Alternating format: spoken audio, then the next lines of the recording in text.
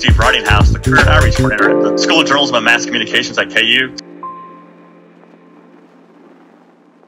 Hello and welcome to another edition of Cheers to Careers. I'm Steve Ridinghouse, Career Outreach Coordinator at the KU School of Journalism. We are joined today by McKenzi Davis. It's our first show of 2023. Thanks for joining me, McKenzi. Thank you for having me on the first show of the new year. I'm so excited. And I know you've been busy. I think you graduated, what, 2018? 5 years, is that hard to believe? Yes, you don't have to age me, but yes, 2018 was the year I graduated, and I actually was just thinking about how this is my first time since graduation being in the new J school, and I don't even think I can remember what this area was, but I know it wasn't this. No, we had a couple meeting spaces, faculty lounge, but no, yeah, this opened up in March of 2020. So wow. It's been a great space. And I went through the normal door that I usually would always go through, walked past your office, looked in there, and yeah, felt like home. So I know you're the news anchor now at KSNT in Topeka. Yes. I think you've been there pretty much since you graduated, and you kind of steadily moved up. Was that always part of the plan? I mean, just taking on those new roles? Oh my gosh. I had learned early on that a lot of times in news, you have a plan. It's fine to have a plan, but sometimes it can just throw you off. So I had started in 2018 when we were doing the capstone partnership with KSNT and the journalism school. And I was maybe the third class to do that, and I did it over the summer. So I was technically like an intern. I think my second day on the job, I was already out doing stories. So it kind of gave me the idea of, okay, I think I actually do want to go through with reporting. And then climbing up the ranks, I kind of was just like, hey, I want to try this. Can I have a chance to do it? And just went from there. And it's kind of funny. If you don't mind me sharing this story of how I got to anchoring, I felt a little left out being the only one that wasn't asked to do an anchor read. And I was like, well, you know what? I would like a shot. I always had this very shy, didn't want to do a lot of things on my own without, making sure somebody asked me first. I wanted to make sure that I was getting the question of, hey, would you like to do an anchor read, because they believed that I could do it. But in that instance, I was just like, you got to get out of this shell, and if you want something, you got to go for it. And this is my first adult job, so I was like, oh, I don't want to step on anybody's toes. I don't want to be the person that's just out of their lane, I guess you can say. But did an anchor read, and from there I just started doing anchoring. So McKenzi, did your interest in anchoring start while you were at KSNT, or is that something like when you were a student you thought, hey, someday I want to be an anchor? So I actually did Good Morning KU, and I was like, I think I want to go into the journalism school, but I didn't know exactly what I wanted to do.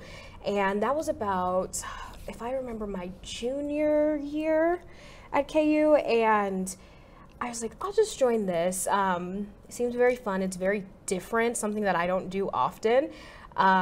And Cal, actually, he might remember this different than I did, but I was sitting there having a conversation. I was like, yeah, I just like to talk, so I thought I'd just try it out. And he goes, great, you're gonna do anchoring first. You're gonna open up the show. And I was just like, oh, I should have kept my mouth shut. So I kind of had a little bit of, a hand at it then, and then I tried out for KUJH as well. And I just did an anchor read there, and got to do it my second semester, my senior year. And I was like, I kind of like this. I kind of like anchoring. It's pretty cool. But I knew that I wasn't ready for it. I was more into the reporting at that point. So got to at least try it a little bit. And then when I got to KSNT, I was like, okay, maybe I should go back to trying it, see how it feels. So did you ever have that one moment at KSNT where you thought, okay, now's the time to become an anchor, or was that aha moment, or did it just kind of slowly develop? I don't want to say I woke up one day, but it kind of felt like I just woke up one day and I was like, you know what? I need to get out of this shell. If I want to do this in the future, if I want to do some kind of anchoring, I just got to do it. So I just called one of my favorite directors and asked them, hey, can you film an anchor read for me? Did it, sent it off to my news director, and that was kind of like the aha moment, like, okay, maybe you can do this.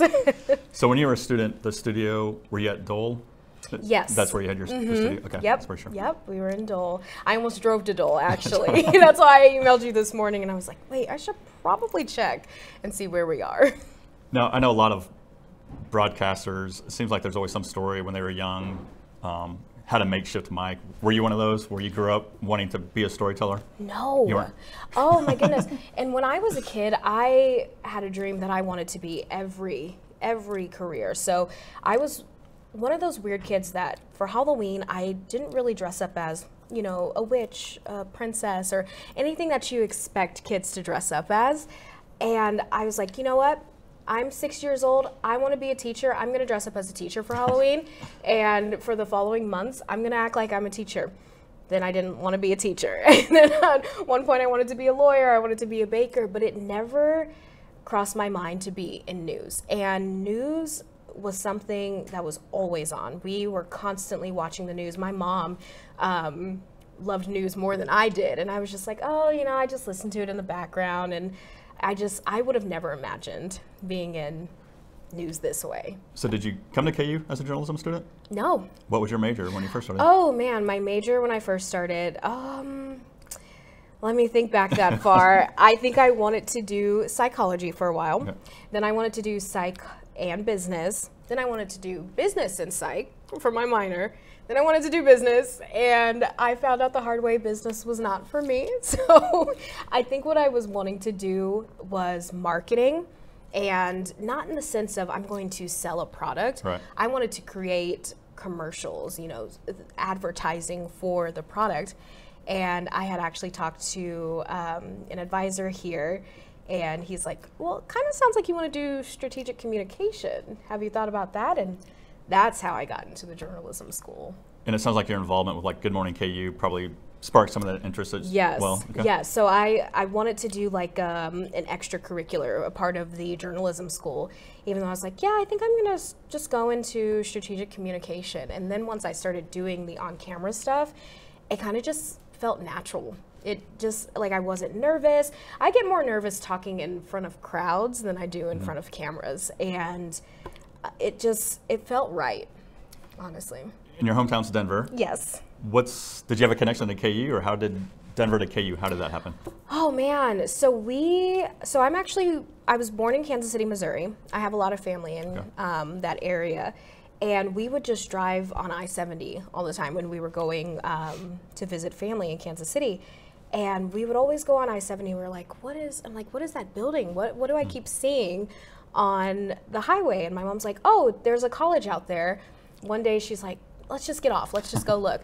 So we found our way on campus, and we happened to actually end up at the Union in front of the big Jayhawk, and just got out, took a picture, and I was like, hey, I actually kind of like this bird. It's pretty cool. You know, this is a cool university. And originally at the time, let me make sure who's around here. I wanted to go to Mizzou. I know. I guess is that better than saying I wanted to go to K-State? Not necessarily. Okay, so pat on the back of the hand for both. But I wanted to go to Mizzou at the time, and I just had a better connection just for that 5 minutes that I was on campus here versus the 2-hour visit that I was on at Mizzou. So really, it wasn't anything like specific. I just happened to be on I-70. We got off and stopped here. So as a news anchor, multimedia journalist, what kind of stories do you like to tell? I know you did this feature, Someone You Should Know, and I think it's kind of renamed or rebranded. I mean, what stories do you like to tell? So I actually really do enjoy doing the feature news stories. A lot of people don't like doing those stories, but I kind of look at it, you know, a lot of news directors, sometimes reporters, anchors will call them fluff pieces. And they can be fluff pieces, but really my thing that I like doing about the feature stories, telling somebody else's story, is they don't see themselves the way that I do. And a lot of times you get the people who are like, oh, I'm just boring, you know, there's nothing interesting about me. But really they just, you know, donated 50 bags to cancer patients at a children's hospital. And it's like, well, why did you do that? Oh, I just thought I wanted to, just because, you know, it's something nice. But it's like, not everybody is doing that. Right. So it's really amazing to give people this opportunity to realize that You are pretty important. You do have a really good story. I think, if anything, I have a boring story. And it's just amazing to finish the product, send it out to them, and then just see how happy they get. You know, I don't get to tell them face to face, like, hey, here's the final product of your story, but usually I can tell from the 5 exclamation points I get in an email that they were happy about the story. And you get a lot of people who are like, oh, the news is just so depressing. There's always just crime, doom, and you know, not as much happy news. So I always like to say, well, have you checked out this story of this person? Have you seen this one? And kind of just give them a chance to realize not everything in the news is bad. There are great people out there, and we need to highlight these people who are doing great things. So as to the Someone You Should Know segment, it started before I got there. I took it over maybe a year after. The evening anchor at the time, she was doing it, and then she got put onto a different segment. And I was just always so envious that she was telling these feature stories. I'm like, I want to do something like that. I love those kind of stories. And at the time, they were like, well, we're putting you on a different franchise. Who do you think should take the Someone You Should Know segment? And she told me the first name that came up, she's like, McKenzi. I think McKenzi should do it. So I had done it maybe 4 years or so, Oh, wow. about 4 years. Just telling stories about people in our viewing area who were just doing awesome things. And that it recently changed to be Everything Woman, where we highlight women who are doing amazing things in our community. It used to be a weekly segment for Someone You Should Know, and now it's a monthly segment for Everything Woman. So I'm still still doing the same stories, but just in a different kind of way. No, well done. And I've noticed, like, in the last 4 or 5 years, it seems like you've really kind of branched out in terms of like community involvement. Oh, yes. I'm not sure if that was by design. I know I've got to know you through your work at Miss Wheelchair Kansas. We're on the board together. And I think you MC quite a few events. Is that something that you would be doing? Oh, man. So I would not have those opportunities if it wasn't for being in the news industry. And it's very interesting because a lot of times when you look at somebody who's on your news, you know, who's on your TV sharing the news, you're like, oh my gosh, this is somebody that, like, I would love to meet them in person. I love their personality.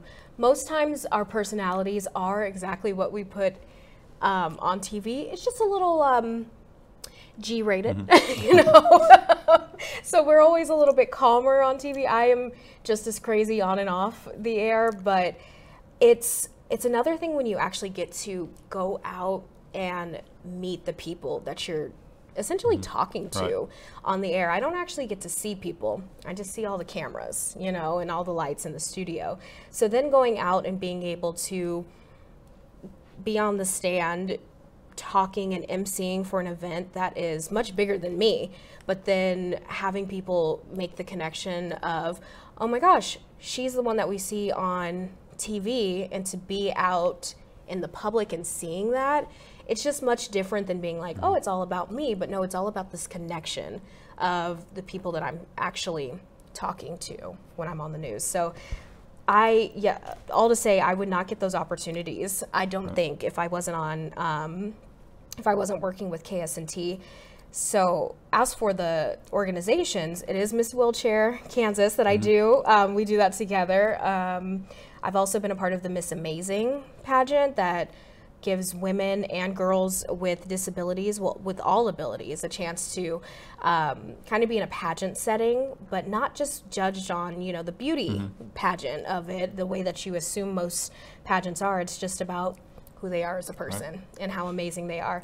I'm also with the Boys and Girls Club of Topeka, Club Blue, and that's really fun because we just basically plan a giant fundraising event for, excuse me, for the organization in Topeka, and it's just so much fun.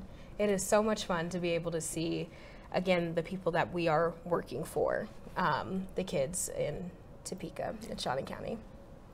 So going back to your time at KU, what do you think are some of those skills that have helped you the last 5 years and probably will help you for the rest of your career? Are there any certain skills that you think are going to sustain you? Okay, so there is one section. I don't know if we still do it, if you guys still do it now. the grammar course. Is that still a thing? Yes. Okay, whichever camera I'm on, I love that class. I loved it so much, and there were so many people that are like, I didn't want to take a grammar course, I don't want to do that, but I still go back to my notes that I took from that section and use it today. The fact that, you know, businesses are it's not there, you know, stuff like that, that I still use. And I'm always like, to my other KU people, well, you should have paid attention in your grammar course. So if we need a grammar course person, a spokesperson, call me. But I did also learn that a lot of the professors who were part of the broadcasting course, they were ones who were actually out there working in the newsroom, and the advice that they give us was so important. I had a professor who would give this, it was called the sequence cha-cha that he liked to use to kind of explain how do we shoot video. And I still use that today. Max Whistler, who used to work, who retired from here, he likes to call himself, I would call him my grandpa. But he and I are still friends on Facebook, and there's just so many things that I took from him that I still use today, you know, just writing in a conversational style and just realizing what is the importance of this story and why do I need to share it with people who are not only in Topeka, in Manhattan, in Junction City, in Emporia, Marysville, why is that important to them? And then, of course, I take the fact that Cal threw me in and made me anchor the first Good Morning Good Morning KU, excuse me. Yeah, I'll give him that. You know, I still sometimes side-eye him on that choice, but. And I know you just mentioned a few mentors. I mean, do you feel like you're to the point of your career where you're starting to give back too? I know before you came down to sit here, you talked about some interns that are working with KSNT. I mean, are you helping guide them through the process as well? Yes. So I just recently, with the help of other people who have been in either at KSNT for a while or in the newsroom, the news world for a while, we just recently put a producer training together, and it was 8 hours of sitting and talking about why we do things the way we do, suggestions, writing style, all kinds of stuff. And I personally had wanted to put that together because we were, you know, everybody has something that they do different and how they bring things different into a newsroom setting. But a lot of things were just not answered. And so, you know, I just was like, we should really just take this time to try and teach. And I found that I actually have a love for teaching, not in a teacher sense, as I, you know, thought when I was 6. And just being able to help someone else and kind of get them on that track in the same way that I was helped. Because when I first started in news, it was bad. It was bad. And so I just, I wanted to kind of be somebody that could teach someone else in the same way that some, you know, people in when I first started out in my career were there for me, if that makes sense. Can you share some of the advice you do try to give those young journalists and how they should get started? One thing that a lot of times we get in the habit of writing very proper and, you know, using big words. And when you're reading it through, you know, newspaper or magazine, you can see the words and, you know, put it together that, okay, this word means this. It's a fancy way of saying that. But when we're on air, it's much easier to say words that are just the same way that you would say it in conversation. So I'm always trying to push for conversational writing. And I think just from personal experience, when I first started, I was so stressed out about everything. I was like, I have to be perfect. I got to make sure that this is the best show in the entire world. I have to make sure it's the best story. I have to, you know, get my words out perfectly. And if I don't, then, oh man, I failed. But then I realized you gotta calm down a little bit. And it's more important, are you learning from your mistakes versus are you going to keep making these mistakes because you don't want to learn? So I always just tell people, calm down. Just calm down. And that's coming from somebody who's always anxious, you know, about something. So you know, my experience is different than how other people may view me, but I always try to be somebody that can teach. And that's just something that I like to do, is just, you know, give advice when I can. Nope, great advice on the Calm Me Down. I like it. Yeah. So, hey, McKenzi, I appreciate you taking the time to join us, making the trip course. from Topeka for our first episode of 2023. And cheers to your careers. Thank Thanks, you. McKenzi. Cheers to you.